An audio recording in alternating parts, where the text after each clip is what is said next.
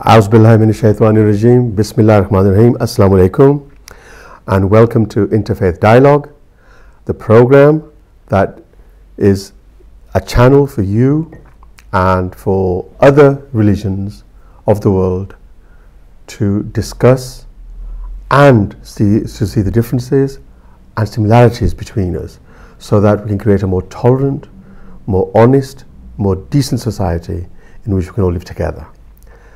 And obviously the fact that we are Muslims, we are gearing these programs up to match the other religions or equate the religions with Islam. And in that vein today I have with me a lady by the name of Mrs. Roshan Siddiqa Ahmed, who is the consultant on equality, diversity and gender empowerment with Manchester City Council and a founder of the charity Breaking the Cycle UK. Siddiqa, welcome to the program. Welcome. As is the custom, tell me about Siddiqa Ahmed to begin with. Okay. Well, as you said, currently I'm working as a consultant on equality, diversity and gender empowerment, and I'm on a contract with Manchester City Council at the moment. However, in terms of my long-term experience, I'm a science graduate. I studied for a PhD in toxicology at the University of Surrey. Following that, I worked in the private sector. One of the roles I had was with Shell International in The Hague, Holland. And following my return to the UK and marriage, I moved up to Manchester. And during this time, I've worked on equality and diversity issues. I was the chair of the Regional Equality and Diversity Forum, which was hosted by the Regional Assembly as it was then, which has now been disbanded. And subsequently, I was actually taken on as one of the Muslim women advisors by the then Secretary of State for the Department of Communities and Local Government, Hazel Blears MP. And since the demise, I suppose, of our Labour Party government, I actually left and became a consultant. But prior to starting this consultancy, I founded Breaking the Cycle UK, which is a charity for the education of girls in Bangladesh. Okay. Because we're talking about equality, which is in the form of religion, discrimination, gender, everything put together, what do you think is the perception of Muslims in the UK? Well, I think on the whole, until 9/11, there was a particularly passive reaction to Muslims on the whole, and I think Muslims just got on with their lives.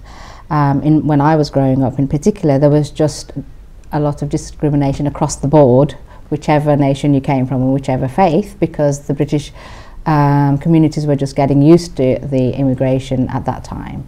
I think since 9/11, as you can imagine, the Muslim population in Britain has become much more of a target of discrimination and I suppose discussion. And I think the general perception is that Muslim women in particular are put upon, and they're not given the opportunities that the male counterparts have, whether it's within the family, in society, in Muslim society, or in sort of marital relationships. That's between Muslims themselves. But how do you feel that the Muslim girls or ladies are viewed in the UK?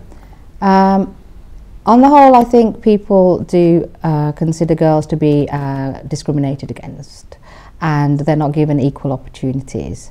So it's our role as Muslims in this community to ensure that we change that. Let's go back before. Sure.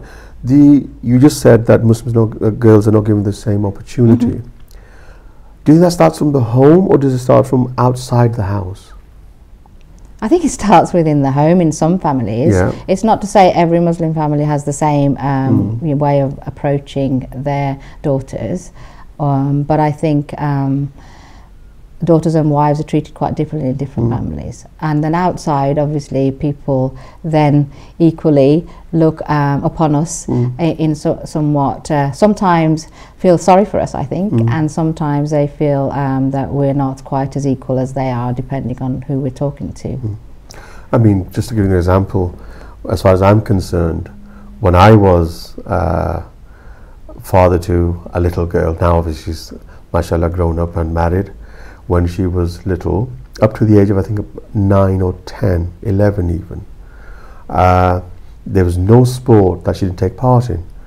I was her partner, along with my daughter, and my niece was there as well. The two of them were together, and mashallah, they're both qualified, they're both professionals now, but I was their partner.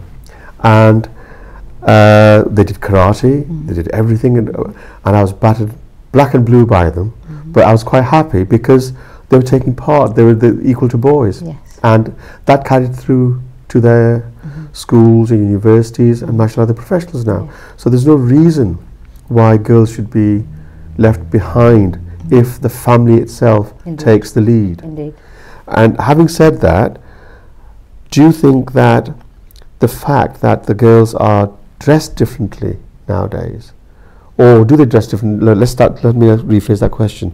Do you think that Muslim girls are dressing more in westernized clothes nowadays, or, if the word is right, Asian clothes? Yeah. How do you think they're dressed? Well, in my view, when I was growing up, I think a lot of our professional women of my generation, I think we moved away from wearing our traditional clothes. However, I think more recently, the young people of this generation from Muslim communities are dressing more towards their traditional dress. And girls and boys are doing the same. And I think girls in particular are obviously now moving towards wearing the hijab more. I mean, if we walk down Rusholme, because we're in Manchester, obviously we can see the girls going down now, and you can now say who is a Muslim girl and who isn't. Whereas probably 10 years ago, 15 years ago, we would have been all Asian girls in the same melting pot. Do you think that's pride, or do you think that's put upon them by their families? In my personal view, I think a lot of it is about identity at the moment. Pride. Yes. Yeah. So, and I think girls, especially after 9/11, are trying to ensure that their identity is recognised, and that not all Muslim people, whether they're men or women, are actually terrorists. And I think it's marvellous, and I think it's very important that women stand up for Islam, and the fact that they dress with the hijab and their clothes that they wear actually makes a huge statement that we are proud of who we are, and we know who we are. We don't need the West or anybody else to tell us how to dress or how to be Muslims or how to be us. And that's very, very important coming from women, and that's such a powerful statement, because men, I mean, obviously habitually and historically, men are, if I can use the word, the leaders, you know, but I think it's the first time that women are coming forward and making case for themselves, and a case for us as well. So when this happens, do you think in education, because of this, girls are at a disadvantage, or are they at, say, at a different level from everybody else? Because of the dress? Well, I think, again, this is my personal view, and I've not done any investigations on it. I believe it really depends on where they're being educated. Because obviously in our society, we still do have intolerance of different faiths, especially if it's visible. However, for me, if someone wants to dress in a particular way and that represents their identity or their culture or their faith, then are we to judge how that person is presenting themselves, especially if it's their personal choice? So I don't think it's preventing them from accessing education. However, how they're then treated by others is really dependent on maybe sometimes media and social circles, etc. So, well, the reason for asking this question is because, as you know, Denmark and France have outlawed hijab. I mean, Denmark has even gone one step further. There's no halal meat there now. Okay, they've banned halal as well. Are we, because we're part of the common market, we're part of Europe, part of the West, are we in line for this to come across the channel, do you think?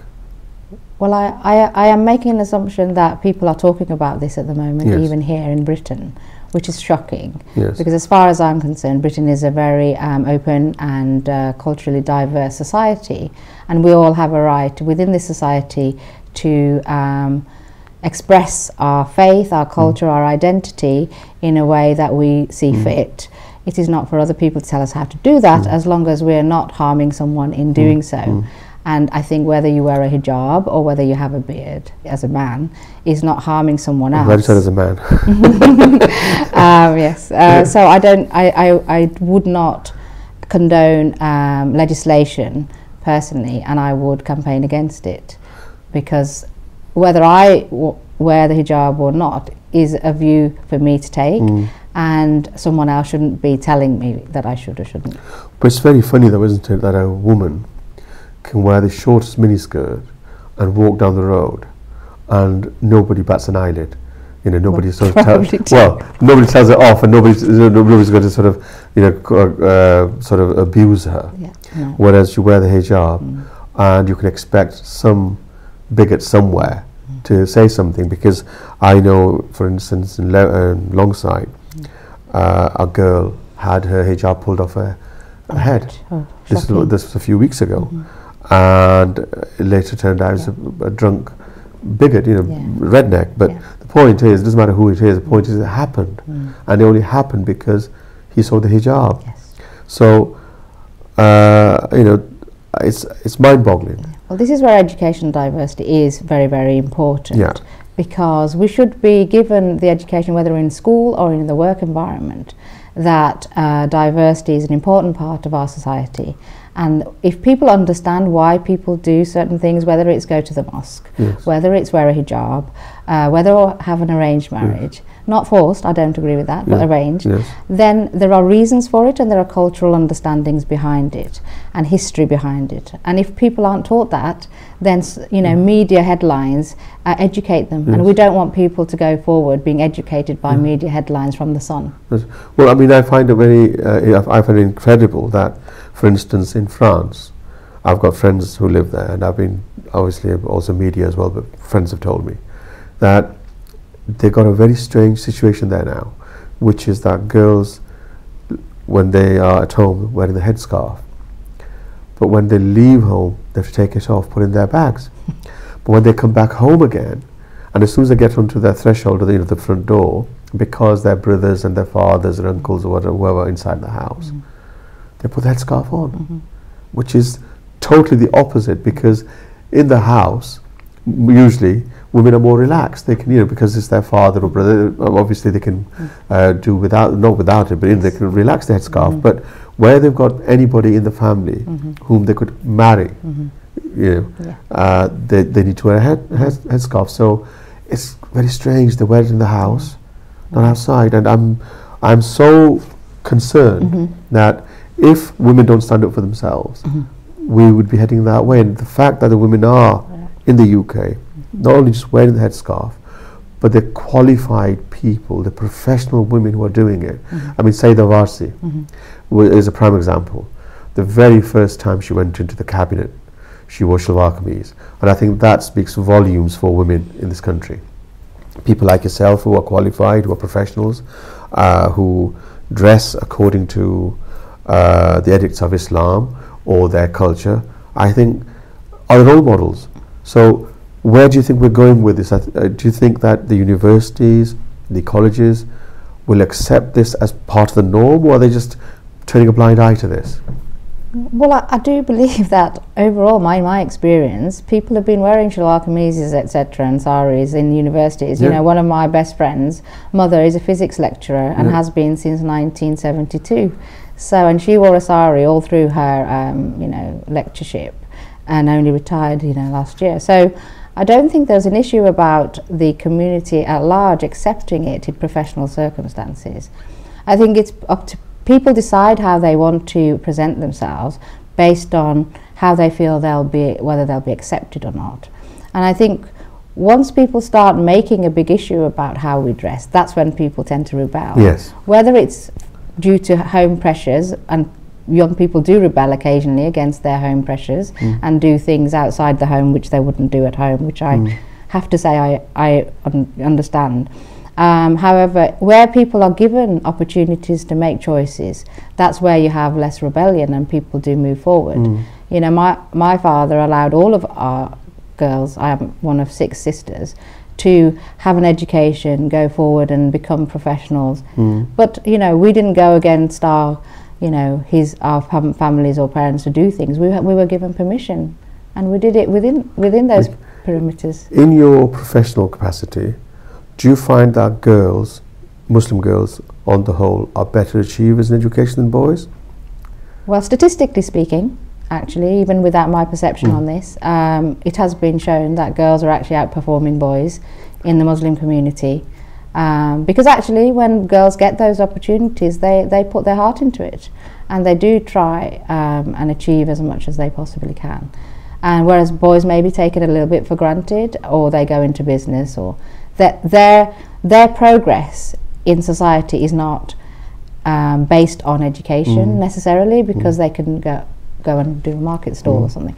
However, girls' progress in society on the whole is dependent on their education, whether they can become a professional in their own right, maybe even what status they have in their marital home can be based on their level of education, and who they can marry, because as far as I understand, traditionally, you know, the level of education that you have as a girl, whether you then are unable to go and work in your profession or not after marriage, the level of male you can marry goes higher. So you know, education is important in more than one sphere. And do you think that there are trends in employment or professional sort of say avenues that the girls are taking, or is it just diverse?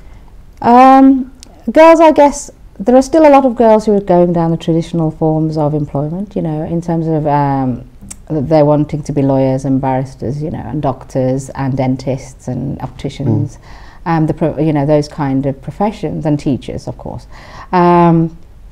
I think there are, though, quite a few women out there who have gone outside of the box, and you know, there are engineers, civil engineers. One of my sisters is a civil engineer, for example, and police women.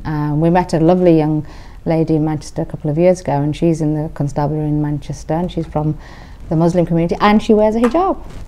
MashaAllah. You know, when we talk about professions for girls, do you think that in your professional sphere you would have an outline, let's say, where you would expect Muslim girls to be? In other words, are there any professions you feel that girls should be going into that they're not going into at the moment, or very few are, that will help the community, especially Muslims, in the coming years? I think obviously girls, more girls in local government and parliamentary roles, taking on more roles in the IT and engineering fields, and more maybe even in the scientific research fields. So there are plenty of girls studying science, but they tend to go into dentistry, pharmacy and medicine. But it'd be good if they actually went into actually doing research and technology research as well. And are you doing anything towards that? I mean, is there anything that your department sort of signposts girls in that direction, or? Well, in the work that we're doing at the moment, obviously, should I talk about the International Women's Day thing now, because that's part of the role model? International Women's Day, yes, why not? Well, in Manchester every year, as part of the International Women's Week, we have an International Women's Day celebration. There is a steering group which is made up of professionals from all across the sectors in Manchester, and the local council, private sector, and people like myself. I'm actually one of the members of the steering group. And this year, what we're doing as part of the awards evening that every year we have, last year it was women who've done great things in their community. But this year it's all around role models, women who have broken through barriers and discrimination and lack of access to become someone wonderful in their sector. So whether it's in engineering, whether it's in parliamentary roles. Give me an example of somebody, say, of nomination you received. Well, so far we haven't, because the nominations haven't actually gone out yet. Okay. From last year? Well, last year there was a woman who was a lecturer in the community, and she not only does the lecturing, but she also encouraged young women to go into the universities and take on teaching as a profession, and excuse me, and support their local, become peer mentors to support other girls as well. Okay. But I mean, one of the things I'd like to say while I'm sat here is that if anybody out there lives in the Manchester area and they know of a woman that they would like to nominate as part of this award, go onto the Manchester City website and look at International Women's Day nominations, and please do nominate for someone from the Muslim community who's a woman. Okay, because we're talking about women, let's do this a little bit more. Number one, who can be nominated? Anybody who has achieved? Yes. In any field? Yes. As long as a female, obviously. Yes. So, and a Muslim. And a Muslim. Well, anybody can be, but I'm asking the people watching this program to obviously nominate Muslim. Okay, so any field, whether it's a teacher, whether it's a doctor, anybody who's achieved something out of the ordinary. In Manchester. In Manchester. Okay, and age-wise, no age limit. Okay, and what about the criterion for the judging? How do you do that? Because there's a steering group of like 30 women on this, each category has a group of women who shortlist and judge those. Yeah. And so there are criteria you have to fulfill in order to get through in the first place. Proper forms that you fill in? Yes, yes, there's an application form. And that's on the Manchester website, Manchester City Council website? Yeah, it will be, yeah. Okay, so when is this event taking place, the presentation for the awards? It's always on International Women's Day, which is March the 8th every year. So we've got 6 months or so, 7 months to... Well, quite a long time. Yeah. Yeah. When do the nominations open? I think they'll be open in the next few weeks. And when do they close? Before the end, just before March, so that there's about a couple of weeks' time. Okay. How many applications did you get last time, do you know? Thousands. Really? And you sifted through every one of them? And the women who are honoured, what do they get? Well, they get the honour of being honoured. Do they get a certificate? Do they get a little award, like an award. A little award. And what does it say? International Women's Day award winner. For whatever category it is. Yes. Yeah. And that's for them to keep? Yes. They don't have to hand it back the following year? No, it's not one of those. It's not like a football trophy where they want it back. Okay, so that's one thing that obviously is helping to empower our women, that there was something to aspire to. One of the things they can aspire to is maybe International Women's Day. What else is on offer to women in Manchester or in the UK that they can go and do that is different, where their, if I can use the word, Islamic perspective comes out? So people can see them as Muslims, but they are free, they're educated, they can do their own thing, they're not, if I can say, put upon by men, they're not, second class, which is that's the perception of women in the UK. Yes. To speak about that for a few minutes, the perception of the indigenous community about women in the UK, especially young girls. Okay. Well, as far as I understand, the general perception, obviously, is that they're second-class citizens within the Muslim community. Which you said before, but let's elaborate. And a lot of people will obviously think that's down to the family, and down to husbands, down to having arranged marriages, forced marriages, down to marital constraints, and also due to their faith. My understanding is that the faith that I've been brought up in is as a Muslim, and has not, as far as my father taught us, told us that we can't have women doing what they want to do within the constraints of their modesty. However you would like to interpret that, it's up to you as a family as well. Yes. And then if you then want to go out and have a profession, that shouldn't be prevented due to Islam. So if people feel that there are barriers and challenges for women to get on if they're from the Muslim community, then of course that creates a perception outside. Outside, yes. So if, for example, say I was working for the Department of Communities and Local Government, and then there was a Muslim woman coming up to apply for a position, I might be a little bit concerned if she was not married, because I might think, well, actually, if she gets married now, will her husband not let her come to work? Right. I mean, that is a very valid point, because husbands obviously have a big say in this. So what do you think, if a girl feels that she wants to have a career and she might be hindered by her husband, there's no answer, is there? I mean, what's the answer? Talk to your dad. I think at that point we'll go for a small break. See you back in a few minutes.